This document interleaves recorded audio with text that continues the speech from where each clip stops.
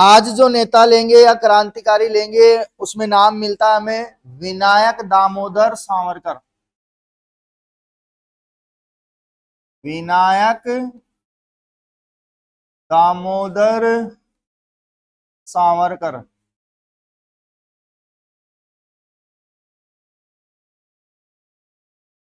क्या? विनायक दामोदर सावरकर कौन थे भाई?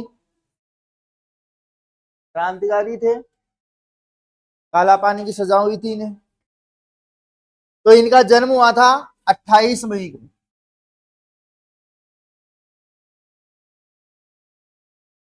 1883 ईस्वी को।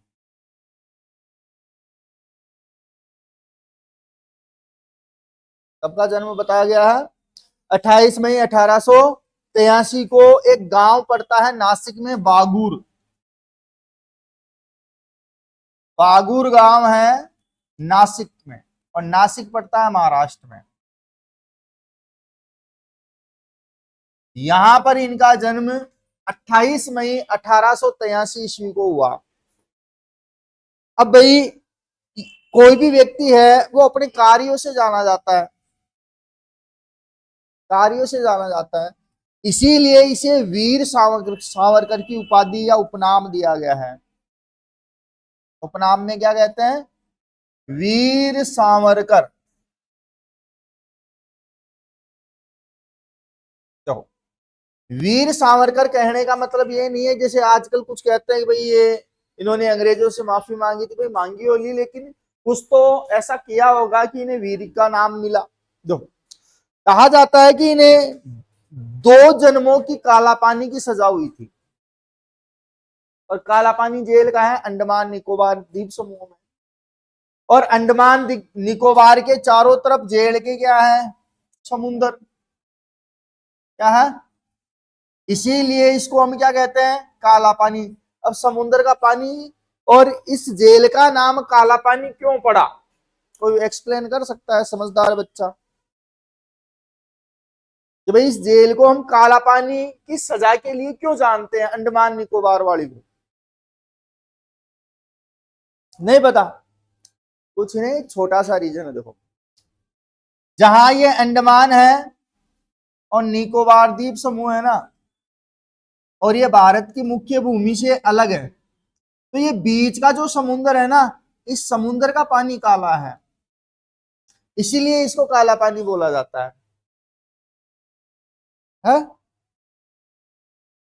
इसलिए इसको काला पानी बोला गया है। और इसी जेल से 2 बार भागे थे और निरंतर तैरते रहे, लगातार 7 से 10 दिन, लेकिन तट तक नहीं पहुंचे। इसीलिए इनको वीर का नाम मिला कि एक ऐसा वीर जो जेल से भागा और लगातार तैरता रहा, लेकिन उसको तट नहीं मिला। एक इसे कहते हैं स्वतंत्रता के लिए लड़ने वाला, तो स्वतंत्रता वीर। और बाकी अपने बोलते हैं कि भाई इन्होंने माफी मांगी थी। है? सही बात है? मैं गलत बोल रहा हूँ क्या मैं? इसीलिए तो कुछ नेता अपने वाले क्या बोलते हैं इनको? क्या बोलते हैं? मैंने क्या कहा? हम वो लोग हैं, वो भारतीय लोग बन चुके हैं जो अपने ही महापुरुषों का नाम बदनाम करने पे तुले हैं। और दुनिया जिन्हें पूजती है, दुनिया जिन्हें पूजती है, लेकिन भारतीय लोग अपने ही महापुरुषों का नाम बदनाम करने पे लगे। ये है मेन चीज। ठीक है? और इससे बाहर निकलना बहुत ही मुश्किल है। हैं? इससे बाहर निकलना बहुत ही मुश्किल है, क्योंकि पढ़ेंगे नहीं तो जानेंगे नहीं, पढ़ेंगे नहीं तो जानेंगे नहीं, और जानेंगे नहीं तो किसी को बताएंगे नहीं, और नहीं बताएंगे तो फिर योद्धा कहां से पैदा होंगे? नहीं होंगे। देखो, इनकी सबसे पहली घटना की बात करते हैं 1899 ईस्वी में। देखो, 1899 ईस्वी में इन्होंने मित्र मेला क्रांतिकारी संगठन की स्थापना की। मित्र मेला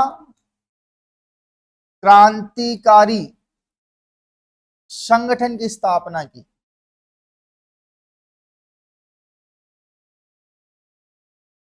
जो आगे जाकर अभिनव भारत के नाम से जाना जाने लगा, नाम परिवर्तन कर दिया था बाद में। इसकी स्थापना नासिक महाराष्ट्र में की थी। कहां पे की? नासिक महाराष्ट्र। अब लगा कि भाई मित्र मेला क्रांतिकारी संगठन के नाम से लोग नहीं जुड़ेंगे, तो इसका 1904 में नाम बदल दिया।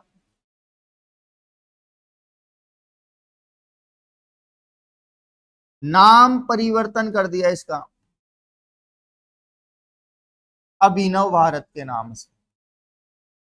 अगर आपको पूछ ले कि अभिनव भारत संगठन का पुराना नाम क्या है, तो मित्र मेला क्रांतिकारी संगठन है, जिसकी स्थापना सावरकर ने की थी। और 1904 में इसका नाम बदलकर क्या कर दिया? अभिनव भारत। ठीक है, ध्यान रहेगा। अब 1906 के अंतर्गत इन्हें मिलती है स्कॉलरशिप।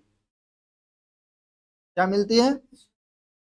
श्यामजी कृष्ण वर्मा की तरफ से। श्यामजी कृष्ण वर्मा।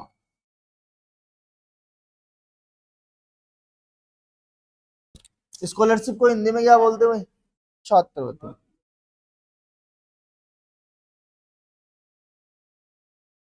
और इस छात्रवृत्ति मिलने की वजह से ये गए लंदन।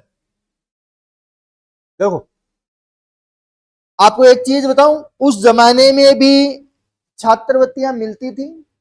जिनमें टैलेंट था वो विदेशों में जाके पढ़ते थे। और आज भी स्कॉलरशिप मिलती है विदेशों में पढ़ने के लिए, लेकिन हमें पता ही नहीं। सब जगह है भैया, फॉर्म भरते हैं, एग्जाम देनी पड़ती है, और एग्जाम फाइट करके अगर क्राइटेरिया में आते हो तो आप विदेश में जाके पढ़ भी सकते हो। उसके लिए स्कूल की जरूरत नहीं है, फॉर्म निकलते हैं, फॉर्म लगाओ, फाइट करो ऑल ओवर इंडिया।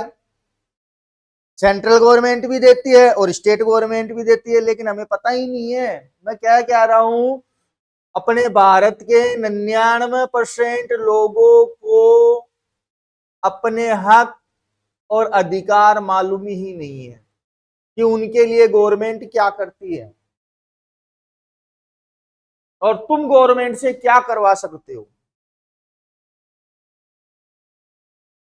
इसीलिए तो नेताजी आके तुम्हें बावड़ा बना जाते हैं।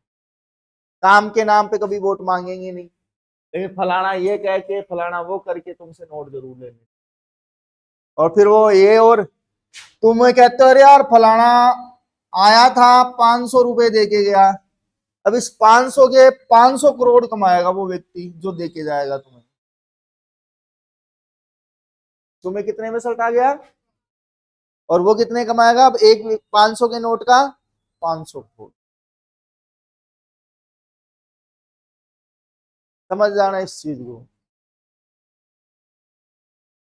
क्योंकि अब धीरे धीरे आगे नेपाल से शुरू होकर इंडिया में तो आएगी, अब धीरे धीरे जा रही है। शायद मोरक्को या मास्को, मोरक्को ऐसे कुछ नाम आया था, आज ही पेपर में आया। वहां पे भी जेएनजी वाला सिस्टम चल रहा है, क्योंकि तो जहां करप्शन बढ़ गया है ना बहुत अधिक तरीके से, वहां ये चीज जरूर आएगी। तो देखो आगे, श्यामजी कृष्ण वर्मा ने इनको छात्रवृत्ति दी, और छात्रवृत्ति के लिए कहां गए? 1906 में लंदन, और लंदन से वकालत की इन्होंने। लंदन पहुंचकर क्या की? वकालत। देखो, उस समय का प्रत्येक विदेश में पढ़ने वाला छात्र क्या कर रहा है? वकालत का ही कर रहा है। क्यों कर रहा है? क्यों कर रहा है भाई? क्योंकि अंग्रेज किस चीज से मार रहे हैं? कानून से मार रहे हैं। तो कानून उनका जब तक नहीं पढ़ेंगे उसमें बचाव क्या है? अधिकार क्या है आम आदमी के, जब तक वो नहीं पता होंगे तब तक तुम्हारे ऊपर कोई भी राज कर सकता है। लेकिन जिस दिन ये चीजें जनता को पता लग जाती है, उस दिन वास्तविक मुद्दों से भटकाकर अन्य मुद्दे जनता पे थोप दिए जाते हैं। यही मेन कारण है। इसलिए तो मैंने 99% वाली बात बताई। अब सारे गांधी जी वकालत और भी कई ऐसे नेता थे जो सारे बैरिस्टर थे। अब लंदन में जाकर उनकी कानून की डिग्रियों को पढ़ रहे हैं। अब वो पढ़ रहे हैं ना, तो वो एग्जाम या डिग्री लेने के लिए नहीं पढ़ रहे हैं, वो ज्ञान और अंग्रेजों की सोच के लिए पढ़ रहे हैं, क्योंकि अंग्रेजों को अंग्रेजी की सोच के अकॉर्डिंग ही हराया जा सकता है। इसीलिए तो 1947 की जो लड़ाई है वो राजनीतिक आजादी है अपनी। अगर लड़के आजाद होते तो 1857 में कब के आजाद हो जाते। और उसका रीजन मैंने बताया, राजा रजवाड़े क्रांतिकारियों का सहयोग कहां दिए, नहीं दिए। देखो कुछ थे जिन्होंने साथ दिया, लेकिन 565 रियासतें अगर एक साथ आ जाए तो मजाल है क्या कि वो रुक जाए? अंग्रेज नहीं रुक सकते ना 565। ऐसे मैं कह दूं कि भाई पार्लियामेंट में 500 व्यक्ति है, 500 सांसद बैठते हैं, 10 लाख बच्चे अगर घेर ले तो मजाल है क्या कि ये अंदर बैठे 500 लोग कुछ कर सकते हैं? नहीं कर सकते ना। लेकिन इन 10 लाख को हमने डिवाइड कर दिया, और यही चीज अंग्रेज कर रहे थे। हिंदू मुस्लिम, इधर भी है हिंदू मुस्लिम, उन्होंने जाति के आधार पे, इधर भी जाति के आधार पे हो रहा है ना। अंग्रेजी सिस्टम ही तो पूरा। अंग्रेजों ने क्या कहा था, बांटो राज करो। वर्तमान के भी क्या है, बांटो राज करो। वो समस्या। तो भाई वकालत की, और वकालत करने के बाद में 1906 से 9 तक कहां रहे, लंदन में। 1906 से 1909 तक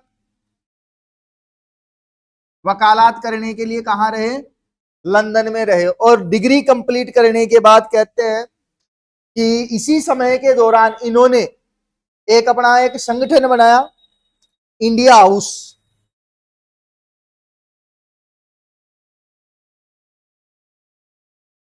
इंडिया हाउस जो इनकी गतिविधियों का केंद्र था, गतिविधियों का केंद्र या अड्डा भी कह सकते हो, इंडिया हाउस था। और यहीं पे ये रहे थे 1906 से लेकर 1909 तक, जब तक इनकी डिग्री कंप्लीट न हुई।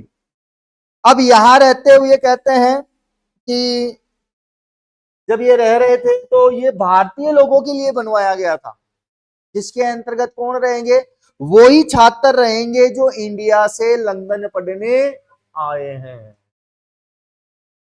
और इसको बनाने के पीछे का जो हाथ था, 1905 ईस्वी में श्याम जी कृष्ण वर्मा ने बनवाया था, या कृष्ण वर्मा ने स्थापना की।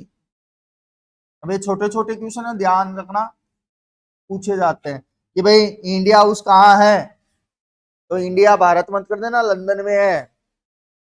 किसने स्थापना की, और सावरकर जब गए पढ़ने तो कहाँ रहे, इंडिया हाउस में रहे। और अपनी क्रांतिकारी गतिविधियों का केंद्र भी किसको बनाया। अब इंडिया हाउस ही क्यों बना, उसके पीछे का रीजन सिंपल सी बात है, सारे लोग इंडियन रह रहे हैं यहाँ पे,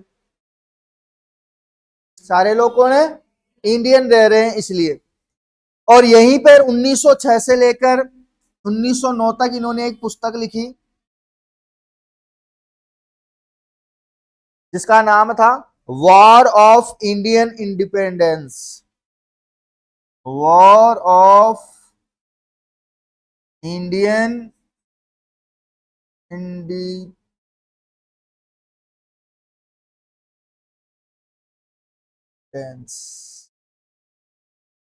कौन सी पुस्तक, वॉर ऑफ इंडियन, मतलब भारत का स्वतंत्रता संग्राम, हिंदी में बोलते हैं। अब ये पुस्तक इनकी प्रकाशित नहीं होने दी अंग्रेजों ने लंदन में। क्यों? उसके पीछे का रीजन सुनो। क्योंकि इसमें 1857 के स्वतंत्रता संग्राम का वर्णन किया था इन्होंने।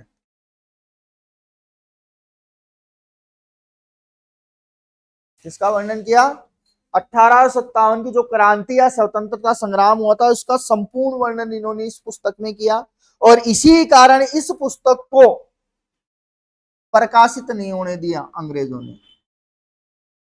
अंग्रेजों ने प्रकाशित नहीं होने दिया।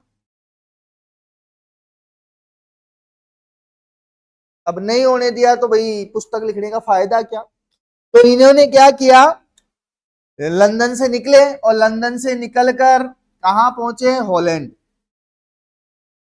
हॉलैंड भी ब्रिटेन का हिस्सा था उस जमाने में, आज तो नया देश बन गया।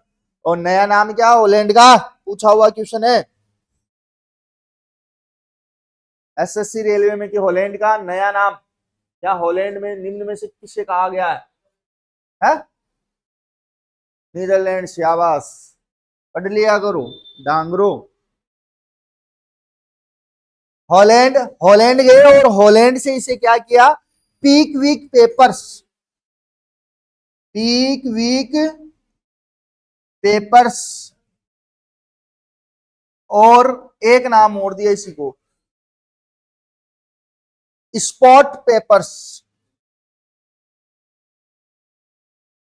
पेपर्स के नाम से प्रकाशित किया। मतलब एक किताब का इतना विरोध कि उसे एक अलग नाम देकर क्या किया इन्होंने? प्रकाशित किया, ताकि आम लोगों तक जो 1857 की क्रांति हुई वो पहुंच सके। क्योंकि ये समय ऐसा है, देखो कब का चल रहा है, 1905 1900 ये चल रहा है। इस समय तो करीब करीब अंग्रेजों ने लाड़ मेका ले आए थे, स्कूल खोल दी थी, भारतीय पढ़ने लग गए थे। और यही अंग्रेजों की सबसे बड़ी कमजोरी थी। पता, अंग्रेज अगर यहां से गए हैं ना तो उसका मेन रीजन वो खुद है। बताऊं कैसे? कोई एक्सप्लेन कर सकता है? तुम लोग, जहां तक मैंने पढ़ा है वहां सकते मैं अपने अकॉर्डिंग बता सकता हूं। उसका रीजन सुनना, देखो क्या, अंग्रेज अगर गए हैं तो खुद की कमी से क्यों गए? सबसे पहले याद करो, लॉर्ड डलहौजी,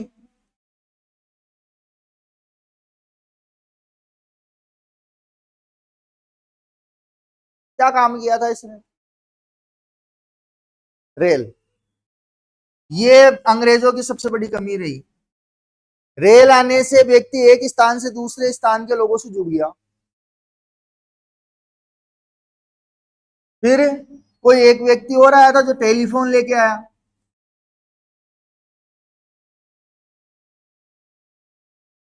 अब टेलीफोन से यहां बैठे बैठे बात कर रहे हैं अपन, ये फलानी जगह वो, फलानी जगह वो। फिर शिक्षा, मतलब यूरोपियन शिक्षा, इंग्लिश। कि अब पहले क्या था कि व्यक्ति जैसे भारतीय लोग अंग्रेजों के बीच में खड़े होते तो वो समझ नहीं आती, अब वो इंग्लिश से पढ़ गए, अब समझने लग गए।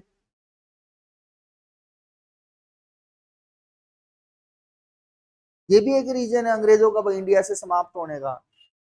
रेल, टेलीफोन और एजुकेशन जो लोगों को और भारतीयों को जोड़ने का काम कर दी। क्योंकि पहले आप दे पढ़ोगे तो गिरियसन ने शायद 5,000 कुछ भाषाओं का उल्लेख किया है, मतलब अलग अलग क्षेत्र में अलग अलग भाषाएं बोली जाती है। अब मैं राजस्थानी, मैं दूसरे साउथ में जाऊंगा, मैं क्या समझूंगा? कुछ नहीं समझूंगा। अब यहाँ के लोग इंग्लिश पढ़ रहे हैं, कॉमन लैंग्वेज, अब एक दूसरे के साथ जुड़ भी रहे हैं। तो वो भाषा का खत्म जो था ना, नहीं समझने का भाव, वो इन्हीं ने तो खत्म किया। तो ये भी एक रीजन है। अगर अंग्रेजी नहीं आती तो हम जुड़ते भी नहीं है। क्योंकि हिंदी वाला तो हिंदी ही समझेगा, तेलुगु वाला तेलुगु ही समझेगा, संस्कृत वाला संस्कृत ही समझेगा, बाकी क्या समझेंगे? इंग्लिश। इसीलिए तो साउथ इंडिया के लोग आज भी इंग्लिश को कॉमन लैंग्वेज बोलते हैं। और नागालैंड तो एक ऐसा राज्य है जहां की राजभाषा इंग्लिश है। Only for one country, country ने वन स्टेट, नागालैंड, जहां पे केवल इंग्लिश को राजभाषा माना गया है। देखो आगे पुस्तक लिखी। अब पुस्तक लिखने के बाद में देखो इनकी बातें सुन सुन के जैसे मेरी बातें तुम सुन सुन के मैं कह दूं यार फलाना ऐसा और फलाना ऐसा, और मेरे कहने में आ जाओगे यार कुंदन जी बहुत बढ़िया कह रहे हैं, टिका दो किसी नेता को गोली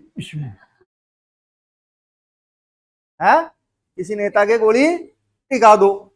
अब इधर 1909 के अंतर्गत यही राष्ट्रवादी विचार और बातों से प्रभावित होकर, सावरकर की बातों से प्रभावित होकर एक व्यक्ति था मदनलाल ढींगरा, ध्यान रखना,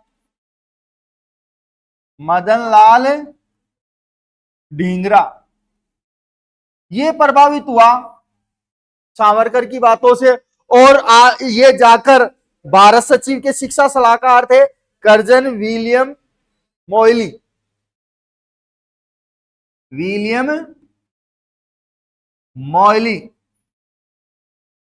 की हत्या कर दी, क्योंकि इंडिया हाउस में रह रहे हैं सारे लोग। सावरकर आता और वही राष्ट्रवादी बातें, यार अंग्रेजों ने ऐसा फलाना वैसा वैसा वैसा, इनकी वजह से हम ये नहीं कर पा रहे हैं कॉलेज में, हम वो नहीं कर पा रहे हैं, फलाना ढीगना वो सारा। और बोलने का एक तो तरीका होता है ना, वो गुस्से में एकदम डूब के बोल रहा है बंदा, तो ये क्या है प्रभावित हो गया, कुछ ना कुछ तो अंग्रेजों का करना पड़ेगा, गया और गोली मार दी कर्नल मोयली को, और इसका चैप्टर क्लोज, इसका भी क्लोज, इसका भी क्लोज, क्योंकि इसको पकड़ के जेल में लगे। अब नाम किसका आ रहा है, क्यों, क्योंकि ये बातें कौन फैला रहा है, हालांकि इस बंदे ने किया कुछ नहीं, लेकिन एक बोलने की जो थी ना वो प्रभावित कर सकता था। अब भाई इंडिया उसका विद्यार्थी था मदनलाल ढींगरा, ध्यान रखना, किसका, इंडिया हाउस का विद्यार्थी,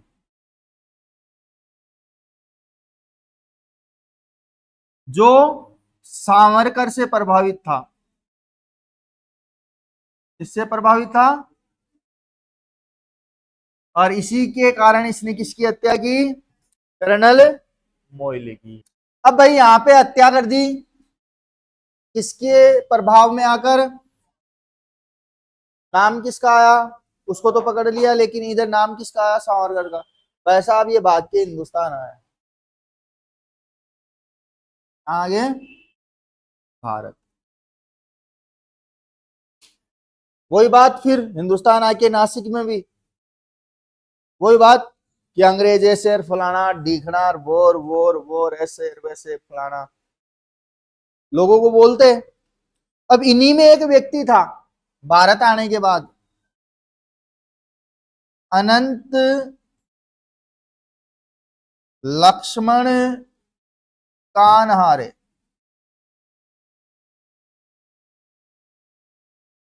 ये क्या करता है, सावरकर के प्रभाव में आ जाता उसकी बातें सुनकर, सावरकर से प्रभावित था ये भी। तो ये क्या करता है कि यार अपने यहाँ नासिक जेल में जज है, वो हमेशा क्या करता है क्रांतिकारियों को सजाए देता है, तो ये गया और नासिक जज को ही गोली मार दी, नासिक जज जैक्सन की हत्या कर दी। अब हत्या कर दी, इसमें ही पता लगा कि ये व्यक्ति किसके प्रभाव में आके किया, तो यहाँ पे भी नाम किसका आया, सावरकर। मतलब बंदे ने कुछ नहीं किया लेकिन दूसरे लोगों से करवाया, मतलब इतना, वो कहते हैं ना बोलने में अगर कोई व्यक्ति तेज है उसको कुछ करने की जरूरत नहीं, अपने आप सब कुछ हो जाएगा, ये भी एक कला होती है। और इसी हत्या को हम कहते हैं नासिक षड्यंत्र, ध्यान रखना कब हुआ, 1909 में, क्या आ गया इसे, और नासिक षड्यंत्र के तहत सावरकर को गिरफ्तार किया गया, सावरकर को गिरफ्तार, और 2 जन्मों की 2 जन्मों की उम्र कैद की सजा।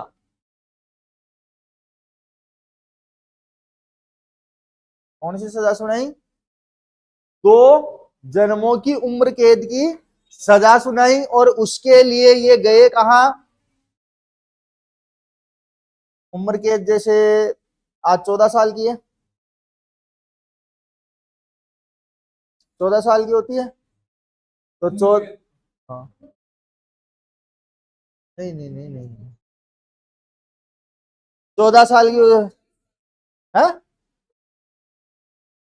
तो हाँ 20-40 मान लो अंग्रेजों के जमाने में। मतलब जैसे एग्जाम्पल ले लो, 10 साल की उम्र कैद है, हाँ, तो उसको 2 बार दे दी तो मतलब टोटल कितना हो गया? 20 साल रहेगा। हाँ 5 साल ये उस समय, तो अभी तो ज्यादा हो गई, 14 साल के आसपास है। हाँ। एक होता आजीवन कैद में रखना, मतलब वो मरने के बाद ही उसकी लाश बाहर निकलेगी। एक होती है सजाए मौत, उसमें भी यही होता है कि या तो उसको पूरी जेल काटेगा या फिर उसको फांसी या मौत दे दी जाएगी, ऐसे है। तो 2 उम्र कैद की सजा मिली। अब इसको 1911 से लेकर 1921 तक, कब तक? 1911 से 1921 तक अंडमान निकोबार जेल में रखा। कहां पे रखा? निकोबार जेल में रखा। और यहां से इन्होंने कई बार भागने की कोशिश भी की, लेकिन कभी भी यह सफल नहीं हो पाए। और इसी पे यहां पे इनको सजा दी गई, काला पानी की सजा। कौन सी सजा? काला पानी की सजा ये नहीं थी कि उनको काले पानी में रखा गया, नहीं, जहां पे ये स्थान था उसके चारों तरफ काला पानी था, कहीं से भी कुछ भी नजर नहीं आता था, दूर दूर तक पानी ही पानी। अब यहां से भाई इनको लगा कि हम नहीं बचेंगे, तब इन्होंने एक चिट्ठी लिखी अंग्रेजों को और उसमें माफी मांगी, तब जाकर इनकी सजा कम कर दी गई। और इसी के बदले अंग्रेजों ने फिर इनको पेंशन देना भी शुरू किया। शायद इसीलिए आज के नेता इनके नाम पे राजनीति कर रहे हैं, इसलिए कुछ नेता इनके नाम पर राजनीति कर रहे हैं। अब भाई यहां से फ्री हो गए। फ्री होने के बाद में 1937 ईस्वी में हिंदू महासभा के अध्यक्ष बने।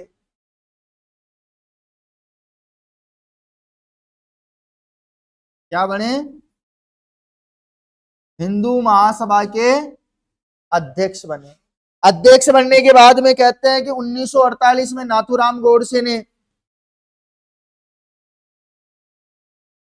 एक निहत्थे और एक मंदिर जाते पुजारी महात्मा गांधी की हत्या कर दी थी नाथूराम गोडसे के द्वारा, है।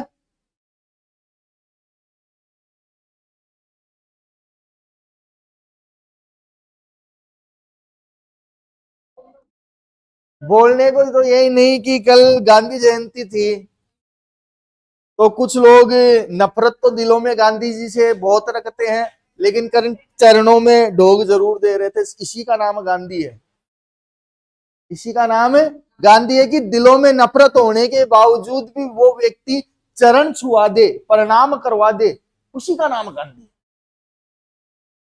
समझ में आया गांधी का पावर क्या है? ये इस बात पे हंस रहा था, मैं कल गांधी जयंती गई थी, मैं कुछ ना कुछ देखा था मैंने। नाम मैं किसी का नहीं लूंगा, बस तुम तो इतना ध्यान रखना कि 1948 में नाथूराम गोडसे के द्वारा गांधी जी की हत्या की गई। अब गांधी जी की हत्या गोडसे ने की, लेकिन सक्के घेरे में कौन आए? सावरकर। लेकिन सबूतों की कमी की वजह से इन्हें छोड़ दिया गया। तो गांधी जी की हत्या का शक था इन पे। गांधी जी की हत्या के शक में गिरफ्तार लेकिन सबूतों के अभाव में छोड़ दिया गया, सबूतों के अभाव में छोड़, ध्यान रखना इस चीज। इसके बाद 26 फरवरी 1966 को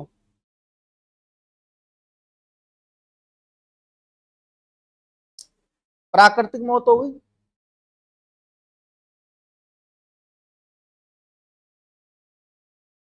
क्या हो गई?